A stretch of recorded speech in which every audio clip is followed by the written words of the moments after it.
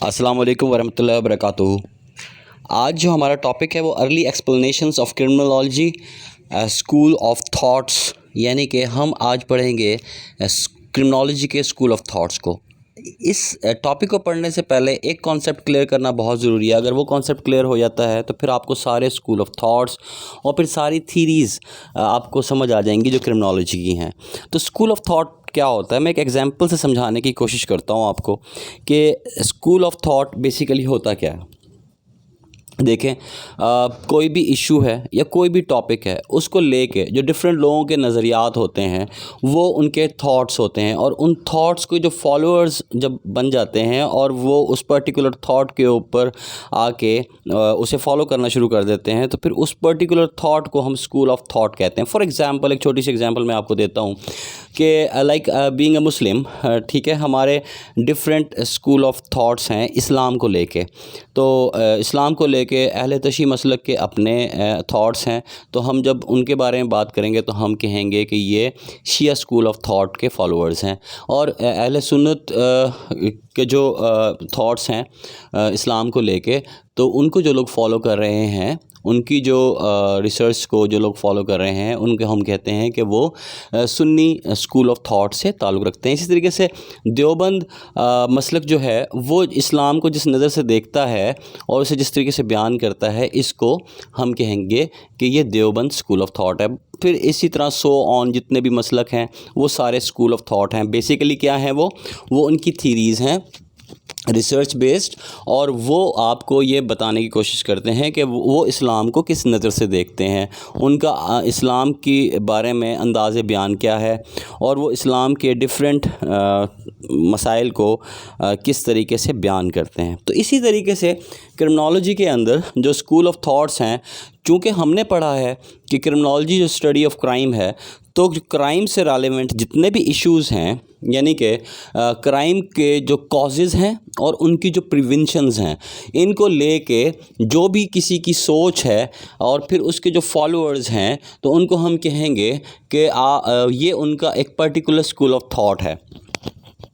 For example, अगर हम बात करते हैं डार्क एज की या उस एरा की जहाँ पे कोई प्रॉपर एक्सप्लेनेशंस नहीं थी कॉज ऑफ क्राइम को लेके या उसकी प्रिवेंशन को लेके, तो वो जो एरा था वो डार्क एज का एरा था। अब उस दौर के अंदर फ़िलासफ़ीज़ होती थी, कोई साइंटिफिक एक्सप्लेनेशंस नहीं होती थी। तो क्रिमिनोलॉजी के अंदर उस एरा को pre classical school of thought कहा जाता है।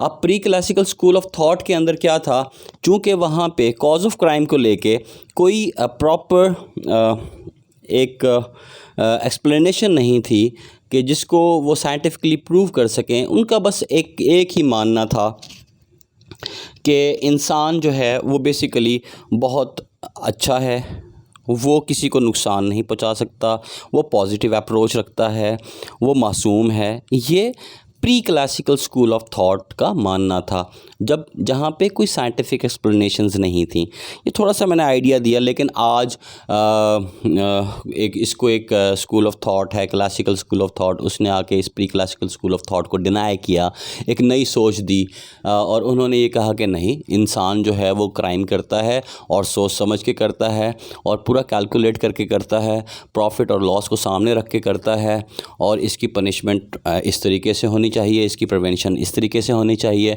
तो फिर एक और स्कूल ऑफ थॉट आया जिसे हम कहते हैं neo classical school of thought. Neo classical school of thought ने फिर उस स्कूल ऑफ थॉट की खामियां निकाली और अपनी एक सोच दी।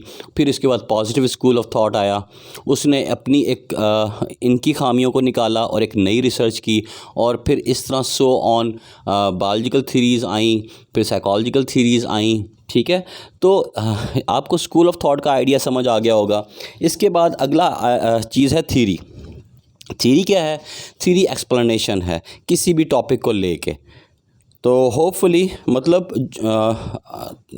एक्सप्लेनेशन इस तरीके से कि वो किसी कॉज को किस तरह से बयान करते हैं किसी एक चीज़ को लेके, ठीक है। तो मैं इसको थोड़ा सा एक्सप्लेन करता हूँ। Edwin Sutherland pointed out that a school of criminology connotes the system of thought which consist of an integrated theory of causation of crime and of policies of control implied in the theory of causation. Therefore, a school of criminology implies the following three important points. Number one क्या है? The adherents of each school try to explain the causation of crime and criminal behavior in their own way, relying on the theory propounded by the exponent of that particular school. मैं आपको ये explain कर चुका हूँ। आगे है, each school of criminology suggest punishment and preventive measures to suit its ideology, और इसके साथ ही each of the school represents the social attitude of people toward crime and criminal in the given time. ये theories क्यों दी गई? वो school of thought चाहता क्या था? वो दरअसल ये चाहता था कि मैंने देखा है कि क्राइम इस वजह से होता है, मतलब क्राइम का कॉज क्या है और इसकी प्रिवेंशन क्या है। तो सोसाइटी को चाहिए कि वो एक ऐसा सिस्टम बनाए और उस सिस्टम में जो उसने थ्योरी दी है उसके मुताबिक क्राइम को ट्रीट किया जाए। होपफुली आपको स्कूल ऑफ थॉट का और थ्योरीज़ का आइडिया थोड़ा सा क्लियर हो गया होगा। So in an attempt to find a relation explanation of crime a large number of theories have been propounded. तो अब आपको ये समझ आना चाहिए कि क्राइम को लेके बहुत सारी थीरीज़ दी गई हैं और वो थीरीज़ डिफरेंट स्कूल ऑफ थॉट से हैं और इसमें डिफरेंट फैक्टर्स बताए गए हैं क्राइम को लेके। फॉर एग्ज़ाम्पल ईवल स्पिरिट्स हैं, सिन है, डिजीज़ है, हेरिडिटरी है, इकोनॉमिक माल एडजस्टमेंट है, और इन सारी थीरीज़ ने क्राइम के प्रॉब्लम को सॉल्व करने के अंदर बहुत हेल्प किया है, ठीक है। एनी हाउ मैं आपको आगे चलता हूँ लेके और आपको थोड़ा सा मज़ीद इसके बारे में ब्रीफ़ करता हूँ कि जो स्कूल ऑफ क्रिमिनोलॉजी है उसके अंदर जो इम्पॉर्टेंट 3 पॉइंट्स हैं वो क्या हैं कि the supporters adherents of each school try to explain the causation of crime and criminal behaviour in their own way, relying on the theory propounded means proposed by the exponent means the advocate of that particular theory.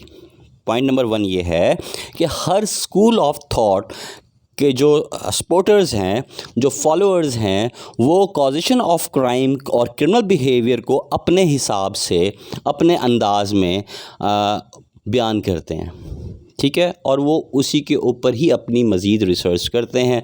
और फिर उसके बाद है कि each school of criminology suggest punishment and preventive measures to suit its ideology. तो क्या होगा कि वो जो पनिशमेंट्स हैं और प्रिवेंटिव मेजर्स हैं क्राइम को रोकने के लिए, वो जो उन्होंने कॉजेशन ऑफ क्राइम बताया उसके हिसाब से होगा। Each of the school represents the social attitude of the people towards crime and criminal in a given time. तो यानी कि इससे क्या चीज़ समझ आती है? इससे ये पॉइंट क्लियर होता है कि जिस टाइम पे जो थ्योरी डोमिनेट कर रही थी किसी दौर के अंदर, तो उस थ्योरी के मुताबिक ही क्राइम को रोका जाता था, उसके प्रिवेंटिव मेजर्स लिए जाते थे। लेकिन बाद में जब नई रिसर्च होती थी तो फिर उसके अंदर मज़ीद एडवांसमेंट आया करती थी और चीज़ों को मज़ीद सॉल्व बेहतर तरीके से प्रिवेंशंस को इंक्रीज़ किया जाता था, उनको मॉडिफाई किया जाता था, उन पनिशमेंट्स को मॉडिफाई किया जाता था। ये किस तरीके से होता था, ये हम जब डिफरेंट स्कूल ऑफ थॉट्स को पढ़ेंगे तो आपको समझ आएगी। तो हम सबसे पहले जब हम पढ़ेंगे स्कूल ऑफ थॉट्स के अंदर, तो हम सबसे पहले pre classical school of thought को पढ़ेंगे ताकि हमें आगे classical school of thought, neo classical school of thought और फिर उसके बाद पॉजिटिव स्कूल ऑफ थॉट और फिर बायोलॉजिकल थ्योरीज़ और साइकोलॉजिकल थ्योरीज़ और फिर इस तरीके से सोशोलॉजिकल थ्योरीज़ समझ आ सकें। So in an attempt to find a rational explanation of a crime a large number of theories have been propounded.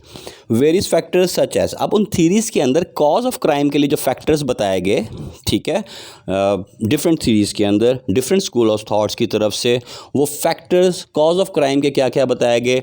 Evil spirit, sin, disease, hereditary, economic mall adjustment और instability. ठीक है, तो ये चीज़ें थी जिनको कॉज ऑफ क्राइम बता के सामने रखा गया और फिर इन्हीं के ही सॉल्यूशंस बताए गए। तो जो मेन स्कूल ऑफ थॉट्स हम पढ़ते हैं अपना स्कूल ऑफ क्रिमिनोलॉजी के अंदर, ठीक है, तो वो हम क्या पढ़ते हैं, वो पढ़ते हैं हम सबसे पहले क्लासिकल स्कूल ऑफ थॉट, फिर उसके बाद पॉजिटिव स्कूल ऑफ थॉट, फिर उसके बाद शिकागो स्कूल ऑफ थॉट। जो आपका क्लासिकल स्कूल ऑफ थॉट है वो आपका सीजर बेकेरिया इसके फादर थे, जिन्होंने ये पहला स्कूल ऑफ थॉट बनाया और जिन्होंने पहली साइंटिफिक एक्सप्लेनेशन के साथ थीरी दी, तो वो क्लासिकल थीरी थी। और फिर उसके बाद सीजर लम्ब्रोसो आए और सीजर लम्ब्रोसो ने आपको बायोलॉजिकल बेस के ऊपर थीरीज़ दी। और फिर उसके बाद शिकागो स्कूल ऑफ थॉट के अंदर सोशलॉजिकल थीरीज़ दी गई कि सोसाइटी की वजह से क्राइम होता है, ये किस तरीके से डेवलप हुई, हम आगे चल के इसको पढ़ते हैं। लेकिन ये 3 स्कूल्स हैं। लेकिन इन तीनों स्कूलों को पढ़ने से पहले हमें सबसे पहले अगर हम pre classical school of thought को पढ़ लेते हैं और उसे समझ लेते हैं तो फिर एक तरतीब से सारी थीरीज़ हमें समझ आनी शुरू हो जाती हैं और तरतीब के साथ हमें सारे स्कूल ऑफ थॉट्स समझ आने शुरू हो जाते हैं। तो आगे चलते हैं। मैंने आपको ये थोड़ा सा आइडिया दे दिया है क्लासिकल स्कूल ऑफ थॉट के हवाले से पहले ही। तो it has been generally accepted that a systematic study of criminology was first taken up by the Italian scholar Cesare Bonesana Marchese di Beccaria. लेकिन हम शॉर्टली इसको पढ़ते होते हैं सीजरे बेकेरिया, तो नॉर्मली सीजर बेकेरिया ही लिखना होता है। तो 1938 से लेकर 94 तक इसका दौर था। Who is known as the founder of modern criminology. So अगर कभी भी आपको कोई पूछे कि फादर ऑफ क्रिमिनोलॉजी कौन है, तो फिर फादर ऑफ क्रिमिनोलॉजी है सीजर बेकेरिया। और अगर कोई आपसे पूछे कि father of Italian school of thought या पॉजिटिव स्कूल ऑफ थॉट कौन है, तो फिर वो है Cesare Lombroso. So classical school of thought आपका क्रिमिनोलॉजी का पहला स्कूल ऑफ थॉट है और जो इसके फाउंडर हैं वो ही फाउंडर ऑफ क्रिमिनोलॉजी हैं, फादर ऑफ क्रिमिनोलॉजी सीजरे बेकेरिया। ठीक है, होपफुली आपको भूलेगा नहीं, MCQs में भी क्वेश्चन आता है। So his greatest contribution to the science of criminology was that he for the first time proceeded with the study of criminals on the scientific basis and reached certain conclusions from which definite method of handling crime and criminals could be worked out. Thus the theories of criminology or the schools of criminology are of the later origin. Hopefully आपको ये समझ आ गया होगा। तो अब हम सबसे पहला स्कूल ऑफ थॉट यानी कि क्लासिकल स्कूल ऑफ थॉट से पिछला स्कूल ऑफ थॉट पढ़ते हैं और इंशाल्लाह यहाँ से आपको समझ आएगी। तो वो कौन सा स्कूल था? वो था pre classical school of thought. So उस pre classical school of thought को डेमोनोलॉजिकल स्कूल ऑफ थॉट भी कहा जाता था और कहा जाता है। और क्यों कहा जाता है ये मैं अभी आपको समझाता हूँ, इंशाल्लाह आपको समझ आएगा। तो 17th सेंचुरी और 18th सेंचुरी के दरमियान यूरोप के अंदर जो डोमिनेंस थी ना, वो थी रिलीजियस हेड्स की। ठीक है, रिलीजियस वाज एट पीक। ठीक है, मतलब मुल्लाओं की, मतलब पादरियों की, मतलब पंडितों का डोमिनेंस था अपने बादशाहों के ऊपर। वो लोग उनकी बहुत रिस्पेक्ट करते थे और उनकी किसी बात को इनकार नहीं करते थे। अब जो थ्योरी वो पेश कर देते थे या किसी भी प्रॉब्लम को लेके उसका कॉज वो बताते थे तो कोई उनको डिनाई नहीं कर सकता था। ठीक है, तो वहाँ पे उनके कॉन्सेप्ट्स क्या थे? उनके कॉन्सेप्ट ये थे कि इंसान तो क्राइम कर ही नहीं सकता है, क्योंकि इंसान तो बहुत अच्छा है, ये क्राइम कर ही नहीं सकता। तो फिर लोगों ने पूछा कि अगर ये इंसान इतना अच्छा है और क्राइम नहीं करता है तो फिर हमें समझाया जाए कि ये फिर क्राइम करता ही क्यों है। उन्होंने उसको इस तरह से एक्सप्लेन किया कि इंसान जो है वो बाय नेचर बहुत सिंपल है और इसका एक इशू है कि अक्सर इसको सुपर पावर्स कंट्रोल करती हैं।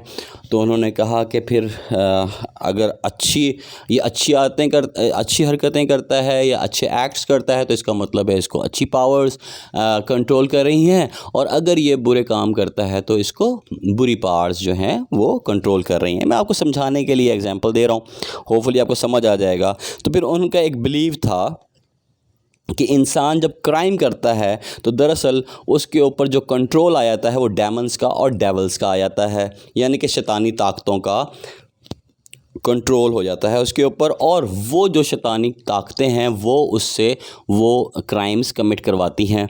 और आपने ये चीज़ें नॉर्मली देखी भी होंगी, जब आप पीरों फ़कीरों के पास किसी पेशेंट को लेके जाते हैं तो वो कभी भी नहीं बताता कि इस शख्स को शिज़ोफ्रेनिया या कोई साइकोलॉजिकल डिजीज़ है।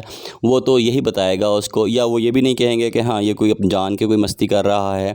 वो तो यही कहेंगे आपसे कि जी वो इसके ऊपर जिन आ गया है और ये जिन इससे ये सब हरकतें करवा रहा है, ये खुद ऐसी हरकतें कर ही नहीं सकता। तो मतलब ये है कि वो वाला स्कूल ऑफ थॉट के जो फॉलोअर्स हैं वो आज भी पाए जाते हैं।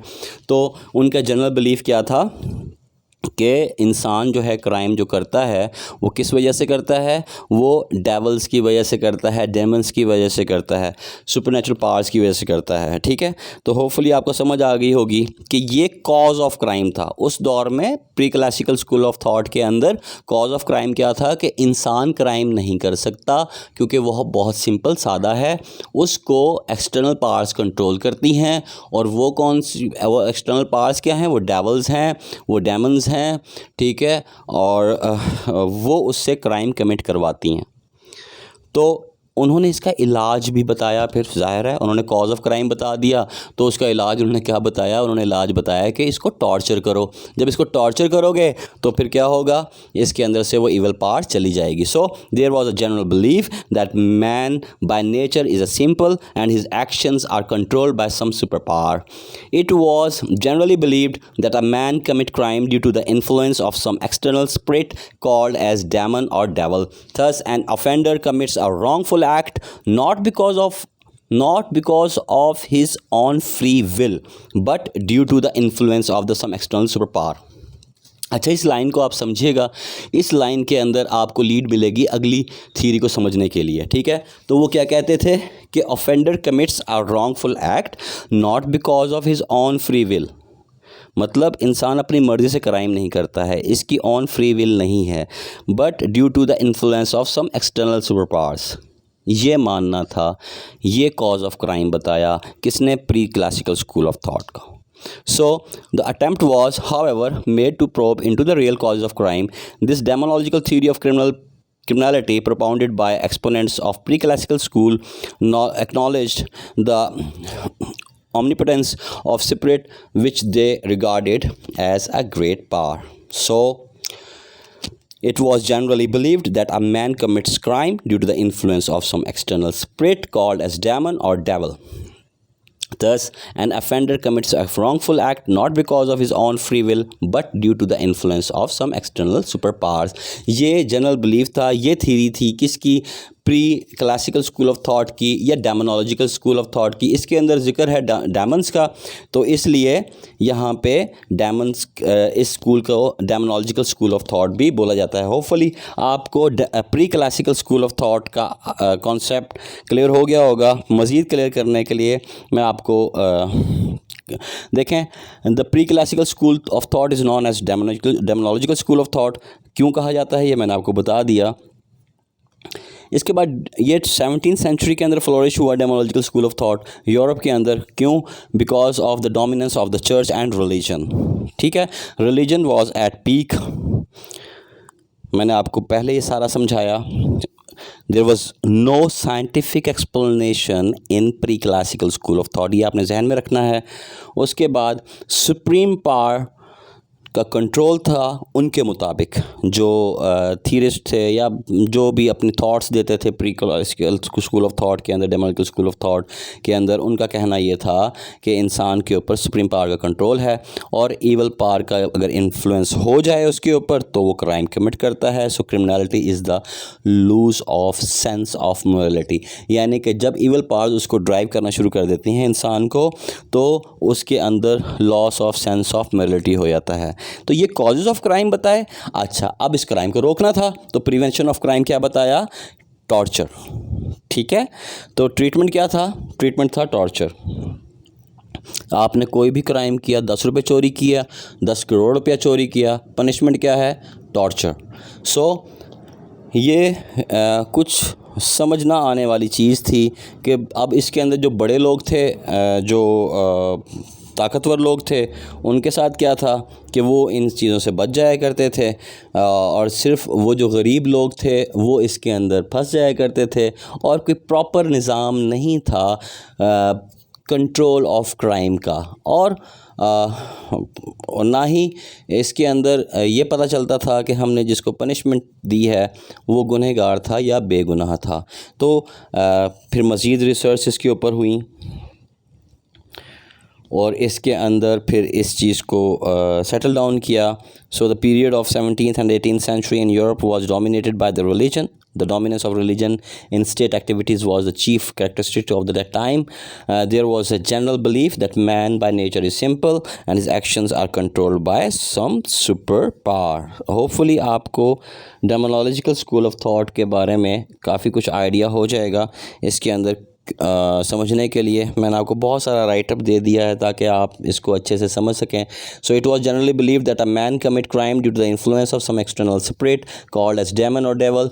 Thus an offender commits a wrongful act not because of his own free will but due to the influence of some external superpower.